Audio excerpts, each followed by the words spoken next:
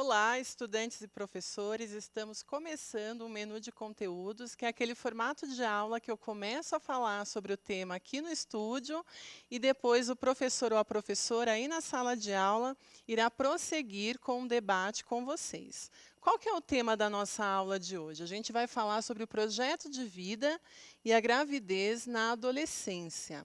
Qual que é o objetivo dessa aula? É refletir sobre as causas e consequências da gravidez na adolescência e como ela interfere no meu projeto de vida. E a gente já começa essa aula com uma reflexão, com a primeira reflexão. Até que idade um jovem é considerado adolescente no Brasil? Você aí na sala de aula conseguiria dizer?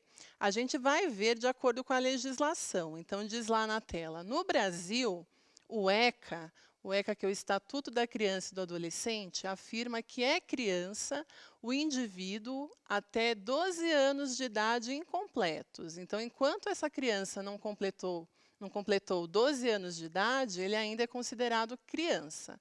Dos 12 aos 18 anos de idade, e em casos excepcionais, o Estatuto é aplicável até os 21 anos de idade. Então, a adolescência no Brasil vai dos 12 aos 18 anos. Em todos os países do mundo é assim, professora? Não, a gente vai ver que em outros países, observem aí na tela que a gente deixa até o link ali da onde está publicado o artigo, para que depois você pesquise e leia o artigo na íntegra, que diz lá, na maioria dos países do mundo, a adolescência termina aos 19 anos, todavia, um grupo de cientistas defende que a adolescência vai dos 10 até os 24, então diferente do que a gente viu, que seria dos 12 aos 18.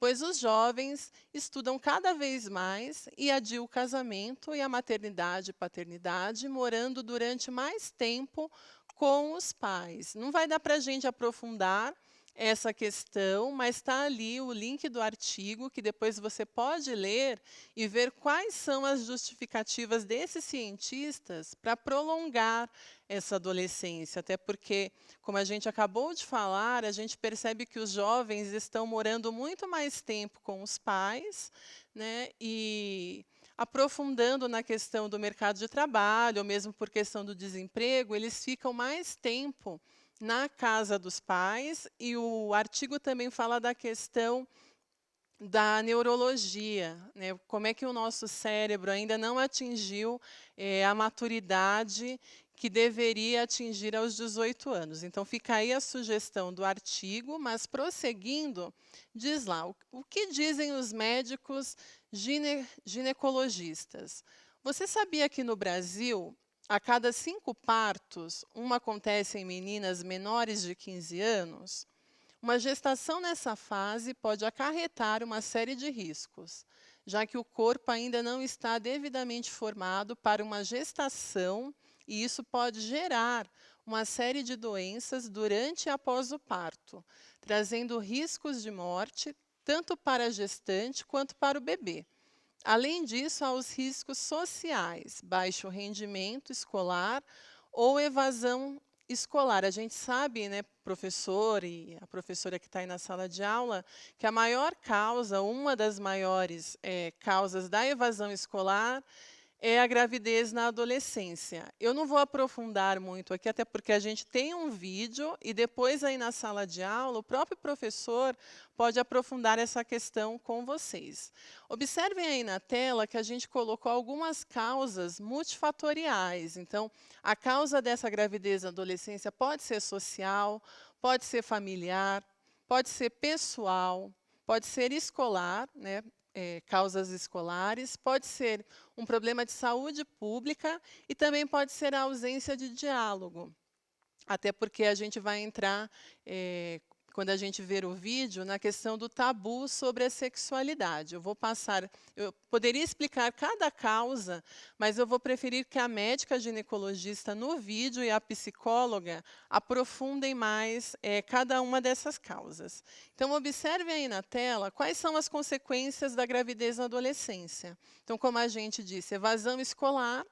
O projeto de vida, muitas vezes, ele não se concretiza, até porque a garota e até o garoto, saem da escola, né, muitas vezes abandona o estudo e não consegue entrar numa universidade, não consegue dar prosseguimento aos estudos, ou mesmo uma boa colocação no mercado de trabalho. A gente sabe que quanto menos estudos a gente tem, mais baixa é a nossa renda, né, menor é a nossa renda, e menores são as chances de eu concretizar esse projeto de vida. E a outra consequência também são os riscos durante a gravidez, né? Como eu disse, a gente tem um vídeo de uma médica ginecologista que vai falar quais são esses riscos, e a gente sabe que quando uma garota não tem ainda idade para engravidar, o corpo dela ainda não está formado, ela tem riscos tanto para ela quanto para o bebê, né, ou para o feto. Então, diz lá, aprendendo um pouco mais, a ginecologista Cecília Viana, do Centro de Atenção Integral a Adolescentes de Brasília, né, Adolescentro, explica que a gravidez em crianças e adolescentes tem múltiplas causas. Questões socioeconômicas, familiares e de saúde estão entre as principais causas. E agora a gente vai ver o vídeo com essa médica explicando cada uma dessas causas. Vamos lá? A gravidez precoce, ela é multifatorial. Tem inúmeras causas mesmo, perpassando causas sociais, familiares, pessoais, de escola, de saúde. Então, quando eu pego meninas que a escola, ela não vislumbra, não consegue vislumbrar nem que vai terminar os estudos, não está estimulada na escola, algumas estão fora da escola, mesmo a que estão sem, o estudo é uma coisa que, né, não tem graça, ela não tem um estímulo maior. Então, ela não vislumbra o que ela vai fazer na vida adulta, as possibilidades dela.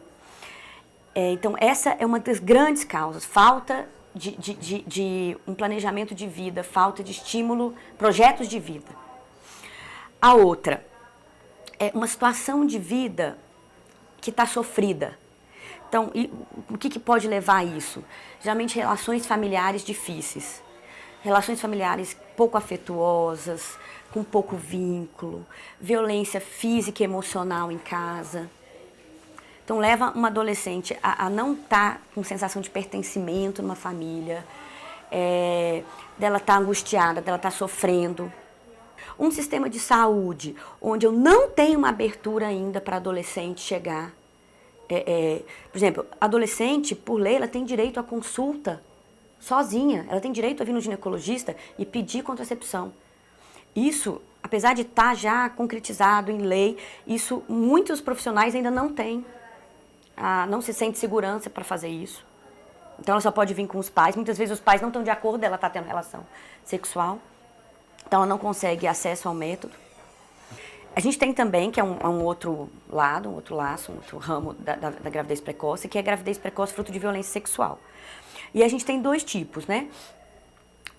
Que eu tô grávida mesmo de uma violência sexual evidente, onde ela tem noção que é uma violência sexual, que pode ser intrafamiliar ou extrafamiliar, né, de um adulto.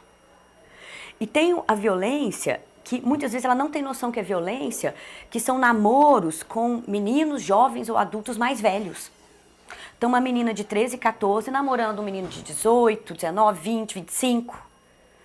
E essa diferença de idade a gente não aconselha, a gente gosta que adolescentes namorem meninos da mesma idade, no máximo 2 anos acima, porque quando tem essa diferença de idade, acontece uma diferença de poder na relação, onde eu tenho uma sedução do mais velho para com o mais novo, e o que vai acontecer são os desejos do mais velho. Então, para aquela pessoa mais velha, é normal ela ter relação sexual. O problema é ela estar namorando uma muito mais nova, que ainda não é o momento dela. Só que essas meninas não conseguem se colocar que ainda não é o momento dela, e acontecem relações sexuais e engravidam. Então, é raro uma adolescente grávida de um menino da mesma idade. A maioria são grávidas de meninos mais velhos. Então, a gente acabou de ver o vídeo da doutora Cecília, né, que trouxe as causas multifatoriais, e agora a gente vai assistir um vídeo de uma psicóloga que vai falar sobre o mesmo assunto. Vamos lá? Eu digo que nós estamos voltando no passado, quando você vê uma adolescente. Porque as nossas bisavós, elas engravidavam com 13 anos, elas pariam com 13 anos. Mas que eu considero hoje um avanço, porque aquilo era uma violência. Não é? Nós passamos anos para sair de casamento arranjado para estar em 2017 com uma adolescente grávida. Quando a gente tem método contraceptivo, quando a gente tem que estar avançando. Eu acho um absurdo que a gente esteja em 2017 e eu estou segurando essas camisinhas aqui para dizer que nenhuma menina em geral, que a gente vai falar sempre no geral, né? Por exemplo, 80% das adolescentes, das meninas, ou mesmo das mulheres adultas, não tem uma camisinha dentro da bolsa. Isso mostra o quê? Essa educação cultural. A mulher não tem ainda na cabeça que ela tem que se cuidar, que ela tem que se prevenir, que ela pode. Não é tem. Porque se um pai, um professor, uma direção de escola, pega uma camisinha na bolsa de uma menina, na carteira, vai fazer o maior escândalo, vai dizer que ela está transando, que ela é sem vergonha, que ela está com más intenções. Se um adolescente vai no centro de saúde pedir camisinha, um método contraceptivo, ela vai ter dificuldade. Então, eu digo que a gente tem uma coisa perversa com os adolescentes, que nós somos perversos. O que é perverso? A gente acusa eles de que, como você tem todos os métodos contraceptivos a seu dispor e você ainda gravida? Mentira. O adolescente não tem um método contraceptivo a seu dispor. Ter acesso é quando eu oriento. E dizer que um adolescente pode usar uma camisinha, eu não estou... o que a sociedade toda pensa é que eu estou favorecendo com que ela tenha uma gravidez. É o contrário. Nós estamos dando autonomia, estamos tornando essa menina sujeito. E o que a gente tem em todos os países desenvolvidos é que é uma proporção exatamente contrária. Quanto mais tem acesso mesmo, quanto é mais falado, quanto mais é trabalhado, mais baixo o índice de gravidez.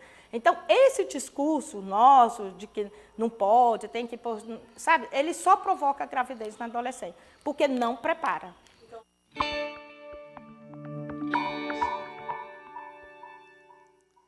Então, acabamos de ver, né, o depoimento da psicóloga e eu convido vocês aí na sala de aula a debater o assunto com o professor.